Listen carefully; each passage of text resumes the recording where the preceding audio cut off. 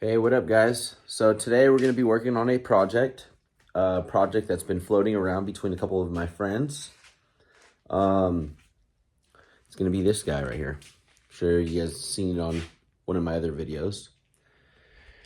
One of my buddies owned it and paid to get some work done on it. He wasn't happy with it, so he got discouraged and sold it. So now my buddy Tommy owns it and is in the process of redoing everything. So we're going to redo the fuel system. Going to get it ready pretty much just in case he wants to run E85. That won't be no issues. It'll be ready to go. All this wiring harness is getting taken out. All of the chassis harness is getting redone. There's no headlight wires. All there was this for these little fog lights. And that's just not going to work for us. We have headlights, so we might as well use them. Headlights and everything are right here. Also, when the car's on, or when the car's off, but the power is on, the taillights stay on. So, pretty much just going to rerun everything with this Wiring Specialties PDM. Be this keyboard in there. And the wiring is pretty legit. We're going to stick the old dash back in. There's just no need. There's no reason why we shouldn't. And this is all of the wiring. It's all pretty legit. It's all plug and play pretty much everywhere, all the way up to the ECU. The wipers will still work on this. And yeah, I'll show you guys all of the wiring on how it's wired now. Currently, there's no relays. It's obviously not safe to be driving a car that's wired with no relays. So that has, oh, sorry, that over there. That has solid state relays. This thing's pretty destroyed. Tommy let it sit outside and rats chewed it up and whatnot. So gonna redo it. Probably put some fresh seats in there. Fresh fuel system. Currently it has a fuel cell in there and it's so small. So we're putting the stock tank in there with the surge tank so he can drive it further. Here we have all the wiring that was redone. Looks good and nicely loomed, but the only downfall is, yeah, there's no relays or fuses. I mounted the ECU here just because it was hanging before, so I'm gonna work on getting the dash out now. The whole front end is off as well. We're also obviously gonna take the engine harness off also. There's no grommet here, so that's eventually gonna rip through. And yeah, we're just gonna get all this stuff off. Engine harness completely off. Alrighty, so we got the whole car gutted of all the wiring, besides that one ground there. Motor's pretty much gutted. I'm starting to pull out the fuel system. The fire suppression system had no fitting there in the front. This is where it slides in the back. All of the wiring is off the motor. Again, there is a couple grounds on there. These are all the bolts. The dash had one bolt holding it in. One relay's for the fan and one relay's for the fuel pump. So other than that, there was those fuses there. No other relays. I'm gonna stop by Color Fittings tomorrow and pick up a whole assortment of fittings. He already has a teal cage, so I think we're gonna go with a whole bunch of teal fittings just to go teal and black hose. Or teal fittings, black hose. I think it'll look pretty cool. So we'll do that and do all PTFE lines in case he wants to go flex fuel. We'll have that all set and ready to go. The harness is pretty much mocked up on the car. I'm mocking everything up before I start really either zip tying or however I'm going to fasten the harness down. Just trying to test fit everything, make sure it's all going to fit the way I want it to. And we got some more parts on order we have some parts here that we have to install. Here we have the harness just zip tied. Again, it's just for mock-up right now. All this has to get fastened down so that it's not going to get caught by the tire, obviously. So I put a zip tie here. It does have a wire for the wiper. The car currently doesn't have a wiper. I don't know if the battery is going to stay there or not. The fire suppression system is missing a fitting here, so we took that piece off. Here we have the keypad on what we're going to run. I have to mount all that up, and we need an ignition to, he wants to use a key, so we're going to get an ignition for it to use that stock ignition. Here we have seats, engine harness, the fittings from Color Fittings. Make sure you guys go check them out. We're going to do everything in turquoise. Since this car has a turquoise cage, I think it would look pretty sick to have all the fittings for the fuel system in turquoise. I think it'll suit the car nicely. And yeah, got to get all this stuff installed. Here we have the other boxes. But we're going to get it going. Hopefully we have this car done this week and we can get it on the dyno. Once we get it on the dyno, we have some parts we have to put on the suspension to get it aligned. After that, it's good to go. All right, guys. So we got the stock tank in. These are the wires that we're going to be running. So we have one 450 in here. The fuel level sensor is also wired up in case we end up using it. We're going to be changing possibly this return line to a dash 8. We're going to do dash 8 on everything. This is probably where we're going to mount the radium surge tank. So I'm thinking of mounting that there. Possibly we'll turn it whatever way I need it. Mount that there just because the fire suppression system is right here. The tank is in there and it was actually pretty clean. So that's that. We have all these radium boxes. We have fuel rails, fuel rail plumbing kit.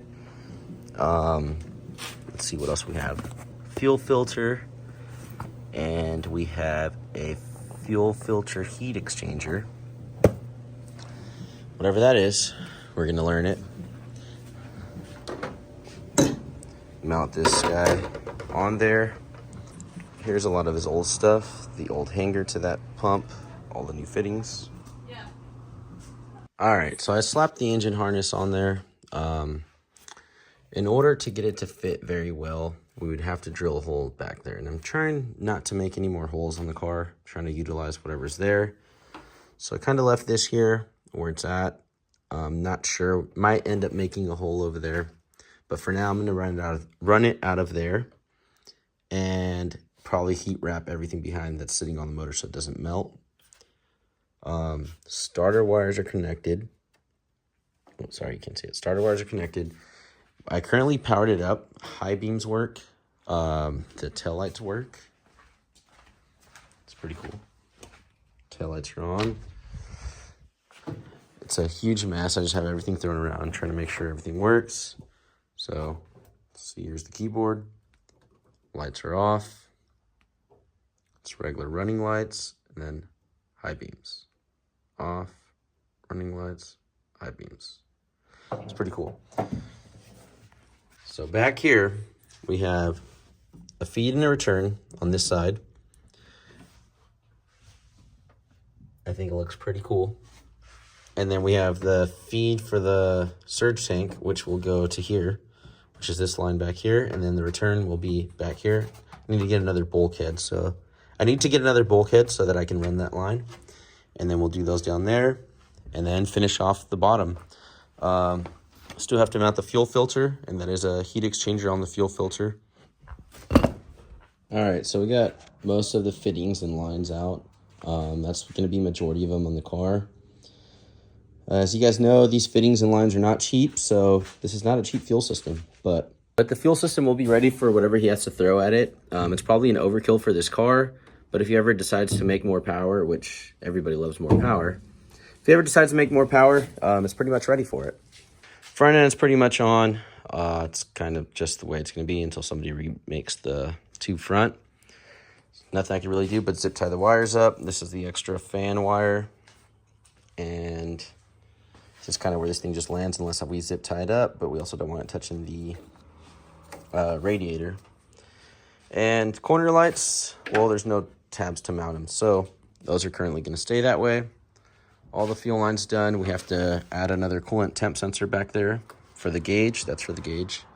We did do the new Sicky cold air intake.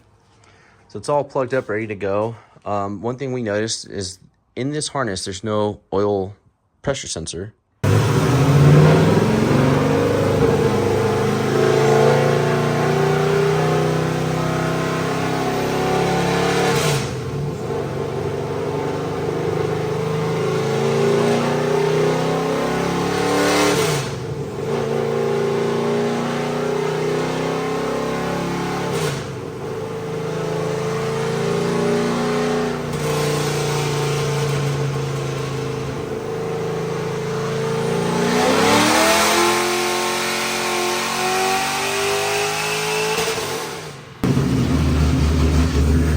Ryan Sheckler.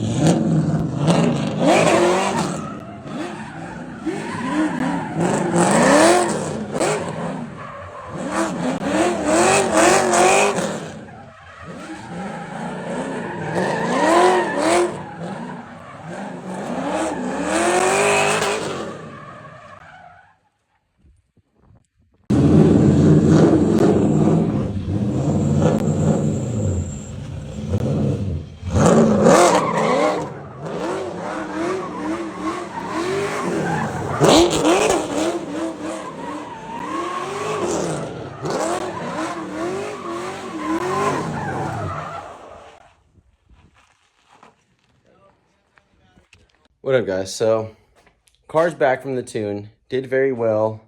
It only made 417 horsepower. I feel like because of the throttle body and intake, you know, it's a 3.3 stroker, so I think it needs more air than what it's getting. Fuel is more than enough. We had to pull the front bumper off because on the way home we lost the race ramps. So let me show you guys what everything looks like up front. Obviously, there's the radium rails, all the color fittings, heat sleeves on the fuel lines going down because it's pretty close to the header. We also have the power heat sleeve down there. We have these brake line tucked. I don't know if you've seen the old video, it goes over. So that's just ran on there. I try to pull them up and out of the way from the header. The power brace is in already. Also, the passenger seat's in. None of the harnesses are in yet. Everything is pretty much finished up in here. Besides the harnesses, you will see the PDM down there. As well, we relocated the fuel filter. It used to be mounted in here, but since we have headlights now, this is still hanging. I have to figure out what I want to do with that. Again, it's not completely done, but for the most part it is. We just want to be able to drive it, enjoy it, get everything working the way it should be. Brake lights work, headlights, taillights, blinkers, all that works. And we just have to program the dash. So right now we're having an issue with the front kill switch while we're drifting it. It tends to turn the car off. To program the digital dash to read, to make sure it does the RPMs, coolant temp, oil pressure, and voltage. Other than that, this thing's gonna be out of my way. Done. Gets out of here. It's fun working on it. My buddy Tommy's gonna let me drive it here and there. So yeah, that's it for that. Make sure you guys stay tuned for more. Thank you guys for watching.